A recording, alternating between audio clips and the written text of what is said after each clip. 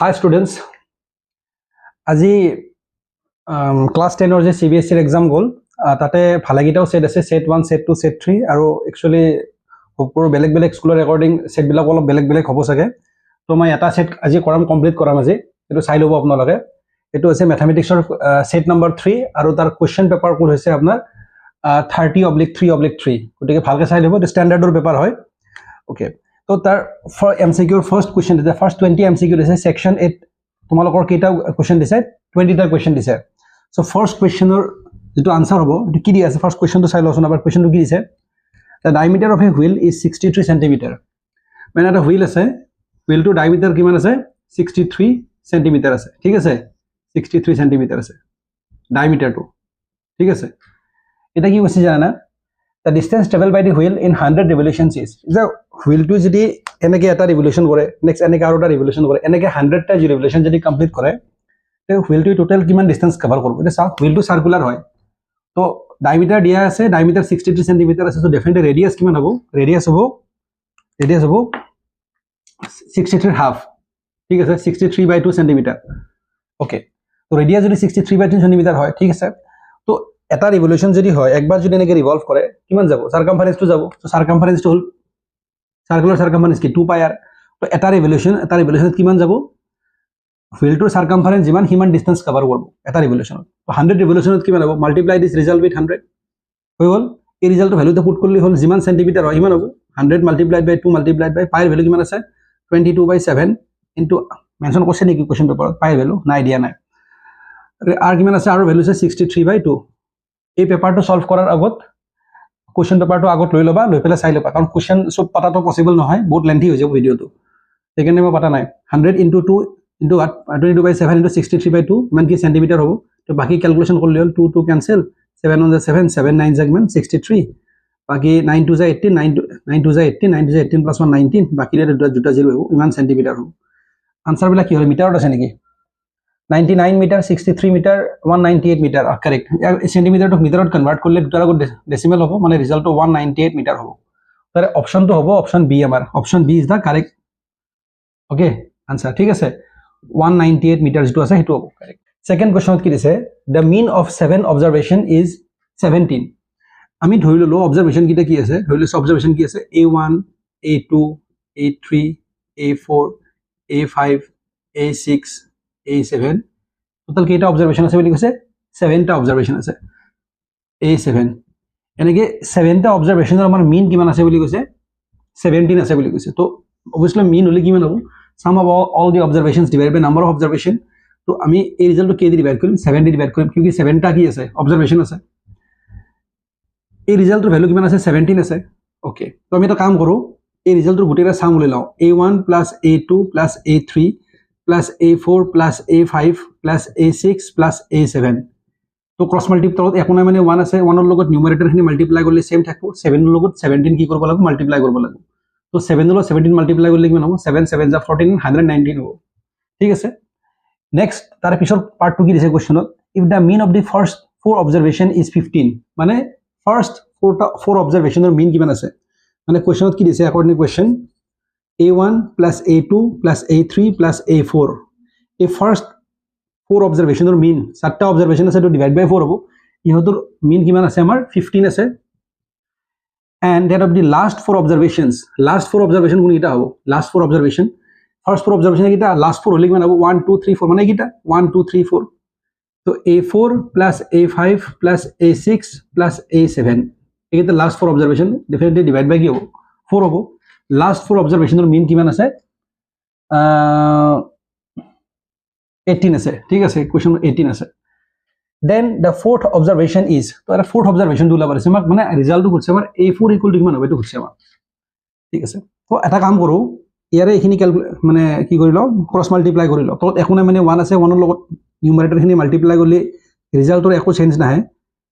ঠিক আছে এখিনি হল = 15 4 যা আমাৰ কিমান হল 60 হল ঠিক আছে আৰু এটা এখিনি কৰিলে গোটেইখিনি ক্যালকুলেশন কৰিলে কি হ'ব একো নাই মানে 1 আছে এখিনি হল a4 + a5 + a6 + a7 = 18 4 যা 72 হ'ব ঠিক আছে তো আমি এটা কাম কৰো এই দুইটা ৰিজাল্ট আমি ইকুয়েশন নম্বৰ 1 ললো ইকুয়েশন নম্বৰ 2 ললো এই দুইটা ইকুয়েশন যদি প্লাস কৰো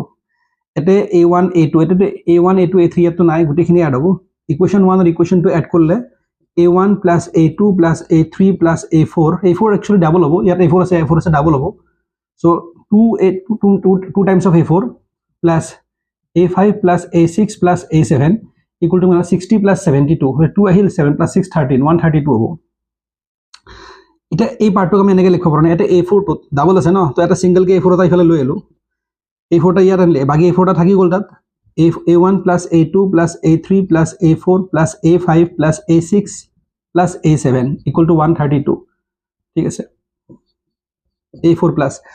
a1 a2 a3 a4 a5 a6 a7 ইয়াৰ s হামখিনি আমাক দিয়া আছে ইমান আছে 190 আমি পালো অলৰেডি পাইছো নহয় equal to 132 আমাক কৈছে fourth observation টো কি হ'ব তো fourth observation হল 192 হিফালে গলে কিমান হ'ব -119 132 minus 119 তো 12 পৰা 9 গলে কিমান হ'ব আমাৰ 4 থাকিল আৰু বাকি সৰি 33 থাকিল আৰু ইয়াত কিমান থাকিল 2 minus 1 1 তো आंसर হ'ব আমাৰ 13 কোনটো অপচন আছে ইয়াৰে অপচন বি হ'ব option B is the correct answer ঠিক আছে তথাপি মই কোৱেশ্চনবিলাক পঢ়ি দিছো ইয়াত কোৱেশ্চন কি দিছে the distance of the point 4,0 from the x axis is সা এটো আমাৰ কি আছে হৰাইজন্টাল axis is also known as x axis and vertical axis is also known as y axis the distance of the point 4,0 from the x axis এটা x axis যেডাল হয় এটো যে অৰিজিনৰ coordinate তো যাৰ 0,0 অৰিজিনক আমি od ইন্ডিকেট কৰো জানে তো 4,0 পইণ্টটো কোড হ'ব চাওকচোন 4,0 দিছে নে 4,0 তো x axis ৰ ভ্যালু কিমান আছে আমাৰ x axis ৰ ভ্যালু আছে 4,0 তো 4,0 হলে ডেফিনেটলি ইকুৱেশনটো মানে কি হ'ব পইণ্টটো কোনটো এক্সিছত মানে লাই কৰিব x axisত লাই কৰিব তো ইয়ালৈকে 4 হৈ লৈছে ইয়ালৈকে 4 আহিল ইয়াত 4, কি হ'ল 0 হ'ল কাৰণ y কোঅৰ্ডিনেট 0 আছে তো ওপৰটো যাব নোৱাৰে তলফালেও যাব নোৱাৰে কাৰেক্ট গতি আমাৰ কি হ'ব এটা কৈছে the distance of the point 4,0 from the x axis of course x axis ৰ পৰা কি আছে the distance of the point 4,0 from x axis already x axis তে আছে x axis ৰ না ওপৰত আছে না তলত আছে x axis তে আছে তো ডেফিনেটলি ডিসটেন্স কি হ'ব ডিসটেন্স হ'ব আমাৰ 0 ইউনিট অপচন হ'ব সি 0 ইউনিট কাৰণ কুছে x axis ৰ পৰা সেই পইণ্টটো কিমান ডিসটেন্সত আছে তো সিন্স কোৱেশ্চন মানে পইণ্টটো কি আছে x axis তে লাই কৰে না ওপৰত যাব লাগিব না তলফালে যাব লাগিব তো ডেফিনেটলি কি হ'ব ডিসটেন্সটো নাই ইয়াত ডিসটেন্সটো কি হ'ব 0 ইউনিট হ'ব যদি ওপৰত অলপমান গলো হয় বা তলফালে তলত আহিল হয় তো ডেফিনেটলি কি হ'ল হয় কিবা এটা ডিসটেন্স আহিল হয় বা ইয়াত ডিসটেন্সটো নাহে ইয়াত তো অপচন নম্বৰ কি হ'ব 0 ইউনিট অপচন হ'ব আমাৰ সি নেক্সট সেকেন্ড কোৱেশ্চন টা কোৱেশ্চন নম্বৰ 4 টা দিছে কোৱেশ্চন নম্বৰ 4 আমাৰ কি দিছে if alpha and beta are the zeros of the polynomial तो polynomial तो मार्क दिसे की px equal to kx square minus 30x kx square minus 30x plus 45k ठीक है 45k और এটা कंडीशन दिसे यार এটা कंडीशन আছে alpha plus beta equal to what alpha equal to alpha beta equal to alpha beta then the value of k এর value লাব দিছে কৈছে যে আলফা আৰু বিটা এই কোয়াড্ৰেটিক যেটো পলিনোমিয়াল আছে কোয়াড্ৰেটিক পলিনোমিয়ালৰ কি বুলি কৈছে জিৰোজ বুলি কৈছে তো ডেফিনেটলি এৰ ভ্যালু আমাৰ কি আছে এৰ ভ্যালু কি হ'ব বি ৰ ভ্যালু আমাৰ কি হ'ব -30 হ'ব আৰু সি ৰ ভ্যালু আমাৰ কিমান হ'ব এইখিনি গুটেই সি ax square plus bx plus c a should not be equal to what 0 তো সি ৰ ভ্যালু আমাৰ কি আছে 45k তো আলফা আৰু বিটা যদি এই কোয়াড্ৰেটিক পলিনোমিয়ালৰ দুটা 0 হয় তো ডেফিনেটলি আমি কন্ডিশন জানো alpha plus beta equal to -b by a তো obviously -b/a কি হ'ব -b/a মাইনাস দল ফর্মুলাত আছে অলরেডি b এর ভ্যালু কিমান আছে -30 ঠিক আছে b এর ভ্যালু আমাৰ কিমান আছে -30 আছে আৰু a এৰ ভ্যালু আমাৰ কিমান আছে মানে এই জায়গাত কি আছে আমাৰ k আছে ঠিক আছে তো আলফা প্লাস বিটা ৰিজাল্ট আমাৰ কি হলাল minus into minus plus 30/k হ'ব ঠিক আছে আলফা প্লাস বিটা ৰিজাল্ট হলাল আৰু আলফা ইনটু বিটা ৰিজাল্ট কি আছে আলফা ইনটু বিটা মানে কি c/a c জায়গাত আমাৰ কি আছে c জায়গাত আছে আমাৰ 45k আৰু এই জায়গাত আমাৰ কি আছে इस जगह हमारे के আছে এটা কন্ডিশনত তোমালোকক কি মেনশন কৰা আছে alpha plus beta equal to alpha beta ঠিক আছে তো আলফা প্লাস বিটাৰ ভ্যালু কি আছে 30/k ইকুয়াল টু আলফা বিটাৰ ভ্যালু কিমান হ'ব 45k ডিভাইডেড বাই কি k এটাটো ক্যান্সেল হৈ যাব ন মানে k ক্যান্সেল অলৰেডি এটো কিমান হ'ব আলফা বিটাৰ 45 ভ্যালু হ'ব এটা হেৰি k ভ্যালু কিমান হ'ব 45 তলত আনলে মাইনাস হ'ব তো 30/45 k টো ইয়াত নিলো 45 তলত আহিব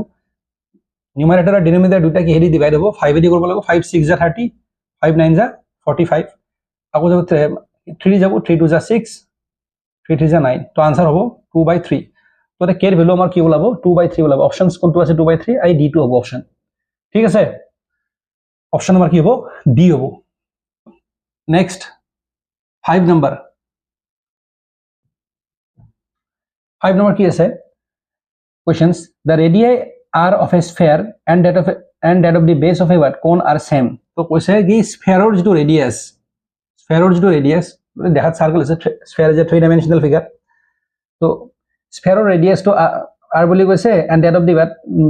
base of the what cone are same আৰু কোণৰ যেটো base মানে sphere যেটো radius আৰু কোণৰ যেটো base radius আছে এই দুইটা কি বুলি কৈছে same বুলি কৈছে মানে দুইটা r actually কি হয় same হয় if their volumes are also same এটা জানা sphere volume formula to কি 4/3 pi r cube আৰু কোণৰ volume formula আছে 1/3 pi r square into কি h তো ঠিক আছে এখিনি হৈ গল আমাক কৈছে যে দুইটাৰ ভলিউম আমাৰ ইকুৱেল মানে 4/3 pi r cube equal to 1/3 pi r square into h এটা হিল কি কৈছে if their volumes are also same then the height of the cone is তো কোণৰ হাইট ওলাব আছে মানে আমাক h2 ওলাব আছে ঠিক আছে তো ইয়াত চা এই পাই পাই ক্যান্সেল হৈ গল মাল্টিপ্লাই হৈ আছে তো বুটছাৰ আমি এনেকৈ ক্যান্সেল কৰিব পাৰো তো ইয়াত আমি এনেকৈ লিখিব পাৰো 4/3 এটা r মানে r square into r কৰি দিব পাৰো এটা 1/3 r square আছে into h এটা r square both side cancel হৈ গল পৰ কি থাকিল 4r/3 এই তলতো 3 3 cancel হৈ গল ওকে আমাৰ এটা কি থাকিল এটা 4r equal to আমাৰ কি থাকিল এটা 4r থাকিল আৰু ইয়াত কি থাকিল h থাকিল তো h equal to 4r হ'ব অপশন কি আছে আমাৰ 4r অপশন d হ'ব ঠিক আছে অপশন কি হ'ব d হ'ব নেক্সট কোশ্চেন নাম্বার 6 আমাৰ কি আছে option h equal to 4r hall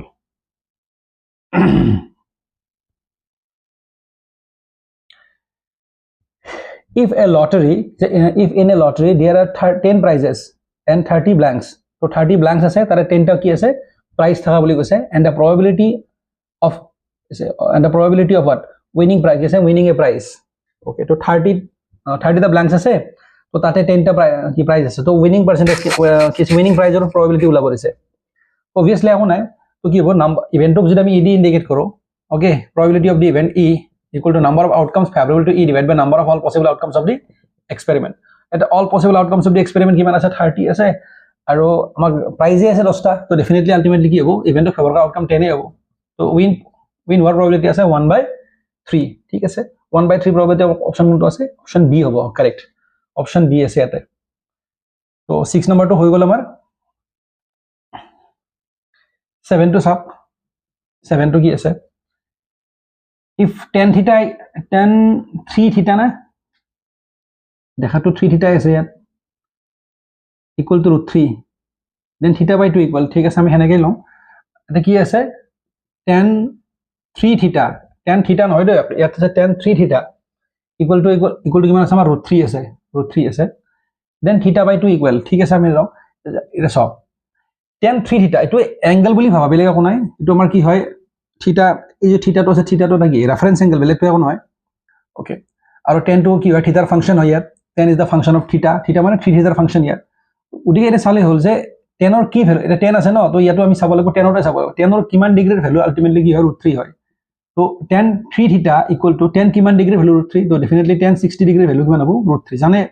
tan both side cancel হোৱা বুলি ভাবি ললে হল তো হালাকি cancel না যায় एक्चुअली tan টো ইফালে গলে tan ইনভার্স হয় তেনেকৈ যায় যেবিলাক ট্ৰিগোনোমেট্ৰি শিকাইছে সিহঁতে জানে আলটিমেটলি তো 3 থিটা ইকুয়াল টু আমাৰ কিমান আছে 60 ডিগ্ৰী তো থিটাৰ ভ্যালু আমাৰ কিমান হ'ব 60/3 মানে আমাৰ 20 হ'ব ওকে তো এটা আমাক খুঁজছে থিটা/2 কিমান হ'ব থিটা/2 খুঁজছে না ওলাব দিছে থিটা/2 কারেক্ট থিটা/2 20/2 হ'ব 20 ডিগ্ৰী/2 হলে 10 ডিগ্ৰী হ'ব স্যাৰ তো থিটা/2 10 ডিগ্ৰী হ'ব এটা অপশন কোনটো হ'ব আমাৰ অপশন হ'ব আমাৰ ডি কাৰেক্ট অপশন হ'ব আমাৰ ডি অপশনটো ডি হ'ব 7 ৰ অপশনটো ডি হ'ব এটা নেক্সট 8 নম্বৰ কোৱেশ্চনটো চাই লওক এটা কি দিছে if in two triangles DEF and triangle PQR দুটা ট্রায়াঙ্গেল দিছে এটা ট্রায়াঙ্গেল আমাক কি দিছে DEF ওকে DEF আৰু PQR angle D আৰু angle Q ইকুয়াল বুলি কৈছে ও alphabetical order to maintain হোৱা নাই angle D equal to angle Q angle R equal to angle E then which of the following is not true okay তো এটা কাম কৰো যিখিনি কণ্ডিশ্যন দিছে আমাক দি দিছে angle D equal to angle Q দি থৈ দিছে আৰু এংগল আৰ আৰু এংগল ইটো আমাৰ ইকুৱেল বুলি কৈছে angle R equal to angle E এই দুটা ইকুৱেল বুলি কৈছে ঠিক আছে then which of the following is not true আৰু কৈ থৈছে ট্ৰায়াংগল দুটা কি এটা আছে ট্ৰায়াংগল DEF এটা ট্ৰায়াংগল PQR ঠিক আছে এটা DEF ট্ৰায়াংগল কি DEF আৰু এটা ট্ৰায়াংগল কি PQR এটা অলৰেডি সিমিলাৰ হয় ট্ৰায়াংগল দুটা কিন্তু কথাটো হৈছে আমি কেনেকৈ ওলাম তুমি জানা যে দুটা ট্ৰায়াংগলৰ দুটা এংগল যদি সেম হয় থাৰ্ডটো অটোমেটিক্যালি ইকুৱেল হৈ যায় তো ট্ৰায়াংগলটো অবভিয়াসলি সিমিলাৰ হৈ আছে আৰু এই ট্ৰায়াংগলটোৰ এটা এংগল এই ট্ৰায়াংগলটো এটা এংগল ইকুৱেল হৈ আছে হেনেকৈ এই ট্ৰায়াংগলটোৰ যদি মই এংগল ই লওঁ এই ট্ৰায়াংগলটোৰ এংগল R ইকুৱেল হৈ আছে বুলি কৈছে তো অলৰেডি দুটা ট্ৰায়াংগলৰ দুটা এংগল ইকুৱেল হৈ আছে মানে ট্ৰায়াংগলটো অলৰেডি কি হৈ আছে সিমিলাৰ হৈ আছে তো যদি দুটা ট্ৰায়াংগল সিমিলাৰ হয় ইহঁতৰ কৰসপন্ডিং সাইড বিলাকৰ ৰেশিও ইকুৱেল হয় কৰসপন্ডিং এংগলস বিলাক ইকুৱেল হয় অলৰেডি কৰসপন্ডিং এংগল ইকুৱেল হৈ আছে এটা চাও এটা প্ৰবলেমটো কি এতে A B C D option যেটা আছে অপশন যেটা আলটিমেটলি মানে প্রবলেম যেটা কি আছে জানে রেশিও হিসাবে দিয়া আছে তো ডেফিনেটলি নট ট্রু হলে কোনটো নহব চাই লও তো ফার্স্ট এক ট্রিগোনোমেট্রি করব মানে ট্রায়াঙ্গল করব লগা হলে ট্রায়াঙ্গল আমি এনেকে লব লাগব আগে অ্যালফাবেটিক্যাল অর্ডার খিনি আমি মেইনটেইন কৰি লব লাগব তেতিয়া এই কাৰেক্ট হ'ব তো ফাৰ্স্ট অফ অল আমাৰ DEF আছে তো DEF টো আমি যেনেকে সেনেকে লম DEF নেকি লম এংগল D2 কাৰ ইকুৱেল বুলি কৈছে Q ইকুৱেল তো Q টো সেই জায়গাতে ৰাখিম যাতে মিলে angle R2 angle E equal R2 E equal E টো এটাই আছে গতে R2 সেই জায়গাতে ৰাখিম এটা দুটা মিলি যায় তো QR আছে তো QR টো আমাৰ হৈ গল বাকি থাকিলে আমাৰ কি P টো ইয়াত হ'ব বাকি দি অ্যালফাবেটিক্যাল অৰ্ডাৰটো নিজৰ মতে মেইনটেইন কৰা এটা কি হ'ব DE ডেফিনেটলি তো ট্ৰায়াঙ্গলটো কি হ'ব এটা এটো এংগল ইকুৱেল এটো এংগল ইকুৱেল তো DE by QR equal to what EF by RP equal to what DF by কি হ'ব DF by QP so দুটা triangle if two triangles are similar then their what ratio of their corresponding sides are also what equal to each other ঠিক আছে গম পালো এটা option এটা দিছে DE by QR equal to DF by PQ correct এটা option হয় DF by PQ এটা অপশন আমাক নহয়টো হচ্ছে which of the following is not true option এইটো রাইট EF by PR চাও EF by PR ঠিক আছে equal to DF by PQ এটো কারেক্ট হয় অপশন সি কি আছে EF by RP DE by QR এটো কারেক্ট D2 কি আছে DE by PQ হ্যাঁ DE by PQ কোড হয় নাই দেখো EF by RP ঠিকই আছে কিন্তু DE by কি হ'ব লাগে PQ এটা দিয়া আছে DE by PQ আছে DE by QR হ'ব লাগে তো এটা অপশন D2 ইনকারেক্ট হৈ আছে অপশন D যেটো আছে অপশন D কি আছে এটো DE by PQ equal to what EF by RP এটা অপশন D ইনকারেক্ট হয় ঠিক আছে